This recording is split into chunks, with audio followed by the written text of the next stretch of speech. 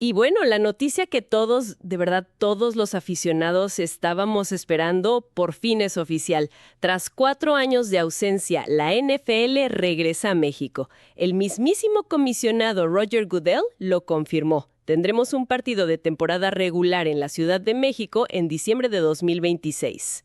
Sí, y la verdad es que la confirmación llegó y ahí podría terminar la nota, ¿no? Pero al meternos a revisar los reportes, los documentos que tenemos para este análisis, queda clarísimo que el anuncio es apenas la punta del iceberg. Totalmente. La verdadera historia no es que la NFL regresa, es cómo regresa y por qué justo ahora. Lo que vamos a desentrañar hoy es, pues, una trama de logística monumental Exacto. y una pieza clave en la estrategia global de la liga. Y, quizá lo más fascinante, el resultado de una negociación a 3 bandas, entre la NFL, la FIFA y los dueños de un estadio icónico. Justo eso, Iwar.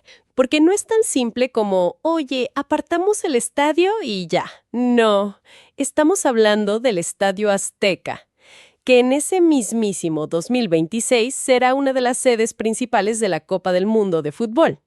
Entonces, la misión de hoy es entender cómo le hicieron para que estos dos titanes pudieran convivir en el mismo lugar, en el mismo año. ¿Y qué nos dice esto del lugar que ocupa México en el mapa del deporte mundial? Vamos a desglosar esta operación. Bien, empecemos por el panorama general. Esto que anunció Goodell sobre México, no salió de la nada, ¿verdad? Los reportes indican que es parte de un plan de expansión internacional de la NFL que para 2026 es, masivo. Hablan de al menos 9 partidos fuera de Estados Unidos. La escala es lo que de verdad impresiona. Al revisar los análisis, se describe una auténtica gira mundial para 2026. Va a abarcar 4 continentes, 7 países. ¡Wow! Hay sedes que son una apuesta completamente nueva, como Río de Janeiro, en Brasil, y un debut que se esperaba mucho en París, pero al mismo tiempo consolidan mercados. Regresan a Múnich, a Londres, a Madrid, y hasta se añade Melbourne en Australia. Y el juego en la Ciudad de México no es un evento secundario en esa lista, ¿eh? Para nada. Es una pieza angular. Y eso que dices, lo de ser una pieza angular, me parece clave. Porque, a ver, en mercados como París o Río, con todo respeto, la NFL está intentando crear una afición casi de cero. Sí, están sembrando. Exacto, pero en México la situación es opuesta. Aquí están respondiendo a una demanda que lleva décadas existiendo. Precisamente. Y esa distinción es fundamental para entender la estrategia. En los artículos se cita a Arturo Olive, el director de la NFL en México, y usa una frase muy reveladora. Dice que este regreso reafirma la profunda y duradera conexión con los fans alrededor del país. O sea, no usan un lenguaje de vamos a probar, vamos a explorar. No, claro. Es un lenguaje de reconocimiento, de premiar a una de las bases de aficionados más grandes, más ruidosas y, hay que decirlo, más conocedoras que tiene la liga fuera de su país. Es una recompensa a la lealtad. Lo cual nos lleva directo al corazón de esta historia, el escenario, el Estadio Azteca. Aquí es donde la trama se complica y se pone fascinante. Tienes a este recinto legendario, a punto de cumplir 60 años, preparándose para ser sede de una Copa del Mundo en junio y julio. Y luego, 5 meses después, ¡pum!, se tiene que transformar para un partido de NFL. A primera vista, suena una pesadilla logística. Es más que una pesadilla, es un choque de filosofías, porque cada organización tiene demandas que, pues, van en direcciones totalmente opuestas. Por un lado llega la FIFA con exigencias absolutas. Los documentos que tenemos describen una política de limpieza total de marcas. Limpieza total. ¿Qué significa eso exactamente? Significa que durante el Mundial, el estadio no puede tener ni un patrocinador visible, ni siquiera su nombre comercial. Oficialmente se va a llamar Estadio Ciudad de México. La FIFA exige control total y absoluto de cada rincón, especialmente de las áreas VIP y los palcos. Es un lienzo en blanco que ellos pintan. Y en la otra esquina tienes a la NFL, que es posiblemente la liga más orientada a los patrocinadores en todo el planeta. Cada repetición, cada pausa, todo tiene una marca. ¿Cómo reconcilias eso? Vienes de un evento que borró todas las marcas y tienes que preparar el mismo lugar para otro que vive de ellas. Esa es la pregunta del millón para el comité organizador. Pero incluso antes de resolver el tema de las marcas, había que resolver el de la infraestructura. Las necesidades de la NFL son profundamente estructurales. Un detalle que resalta en toda la cobertura es la construcción de macrovestidores completamente nuevos. O sea, no los remodelaron, los hicieron de cero. Desde cero, bajo el estándar NFL. Y eso implica espacio para más de 50 jugadores, más entrenadores, equipo médico, utileros. Son prácticamente búnkeres. Y supongo que la otra prioridad estructural era el tema que a todos nos da pesadillas, la cancha. Nadie ha olvidado la cancelación del partido de Chiefs contra Rams en 2018. Fue un bochorno internacional. Fue una lección carísima. Recuerdo perfecto las imágenes de ese campo. Parecía más un potrero después de un concierto que una cancha profesional. Nadie en la liga, ni en México, quería volver a pasar por algo así. Por eso, lo que se detalla en los informes es que la inversión en el césped fue la póliza de seguro más cara y necesaria que se pudo comprar. Se instaló un césped híbrido de última generación con tecnología de punta y se rehizo por completo el sistema de drenaje. Era una condición no negociable para que volvieran. De acuerdo, entonces resuelven lo físico, cancha y vestidores. Pero mencionabas que la FIFA exige control total sobre los palcos. Y en el Azteca eso es un tema único en el mundo. Exacto. Aquí es donde la historia da un giro digno de un thriller legal. A diferencia de estadios modernos donde los palcos se rentan por temporada, muchos de los dueños de palcos en el Azteca tienen títulos de propiedad perpetuos. ¿Perpetuos? Sí, que datan de la construcción del estadio en 1966. Son literalmente dueños de ese pedazo del inmueble. Y esto chocó de frente con la exigencia de la FIFA de controlar el 100% del estadio para el Mundial. Espera un momento, a ver si entiendo. La FIFA le dijo a gente que ha sido dueña de un palco por 50 años que no podían usarlo durante la Copa del Mundo. Eso suena a una batalla legal y de relaciones públicas imposible de ganar. Y fue un punto muerto durante meses. Un verdadero dolor de cabeza. Pero la solución, que se revela en los análisis, es donde todo se conecta. Tras negociaciones muy tensas, con la intervención de la Profeco, se llegó a un acuerdo preliminar.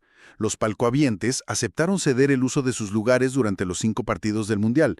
¿Y qué recibieron a cambio? Aquí es donde entra la NFL, ¿verdad? Bingo. A cambio recibieron un paquete de beneficios y compensaciones para otros eventos en el estadio. Y los reportes mencionan explícitamente el regreso de la NFL como parte clave de esa negociación. A ver. ¿Me estás diciendo que el regreso de la NFL a México no fue una negociación separada, sino que fue una de las monedas de cambio para resolver el problemón de la FIFA con los palcos del Mundial? O sea que, en cierto modo, el éxito de la Copa del Mundo dependió de poder garantizar el regreso del fútbol americano. Eso es increíble, y es un detalle que creo que casi nadie conoce. Demuestra hasta qué punto los dos eventos terminaron entrelazados. No se podía tener uno sin el otro.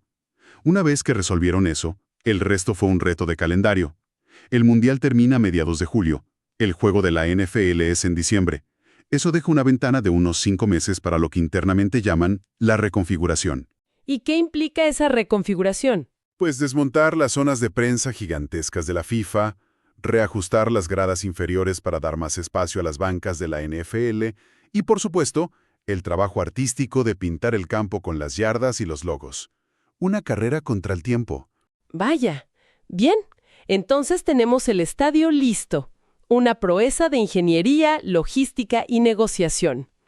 Pero un escenario así necesita protagonistas a la altura. ¿Qué se sabe de los equipos que van a pisar ese césped híbrido tan costoso?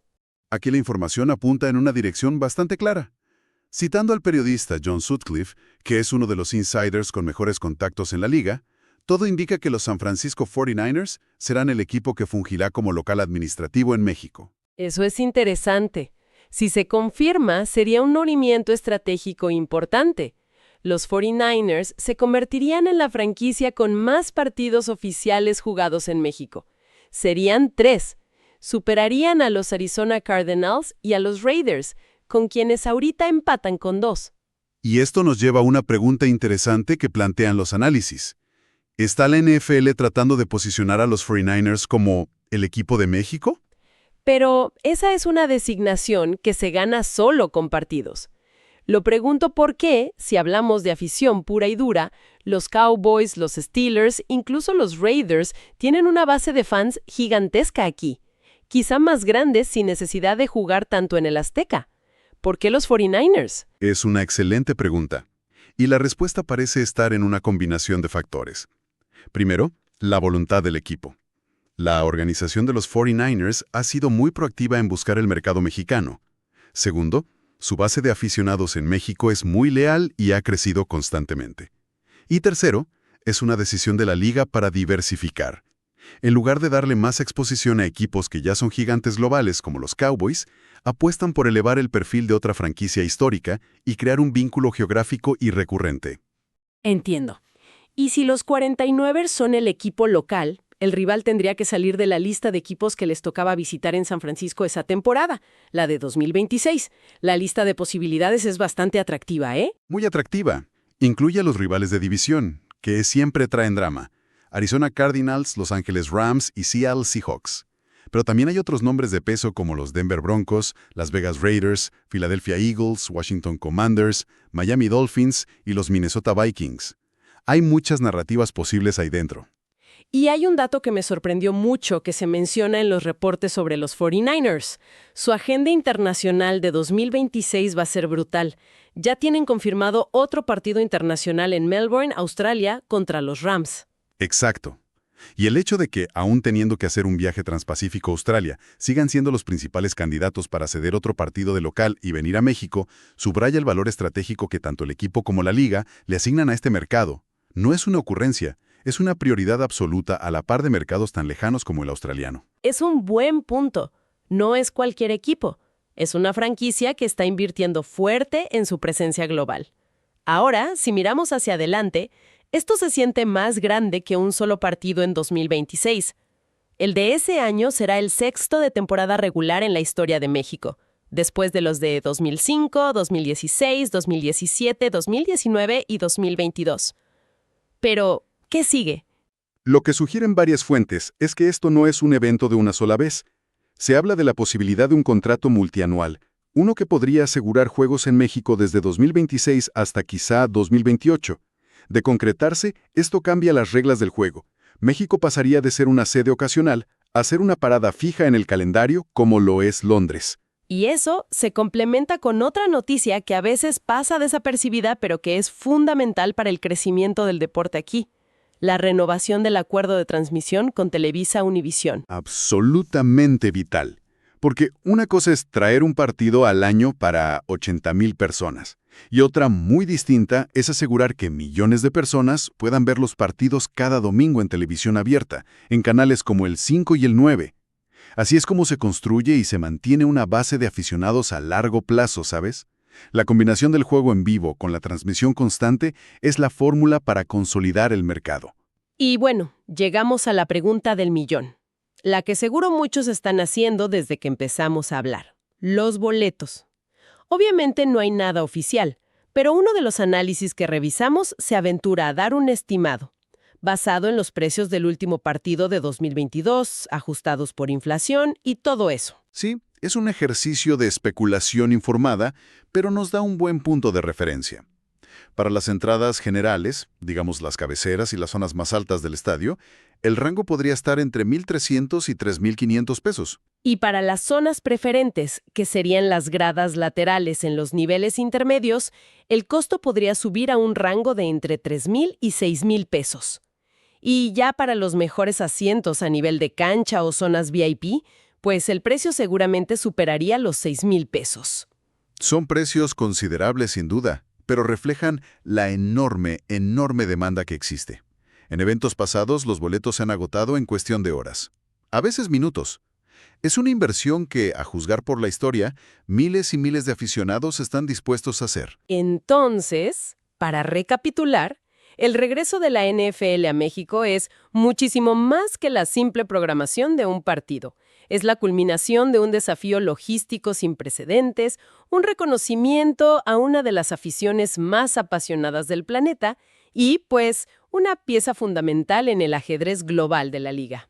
Es la demostración de que un recinto histórico como el Estadio Azteca puede reinventarse para satisfacer en un mismo año a dos de las organizaciones deportivas más poderosas y exigentes del mundo, y consolida la idea de que México ya no es un mercado emergente para la NFL, es un mercado indispensable. Y para cerrar, me quedo pensando en algo.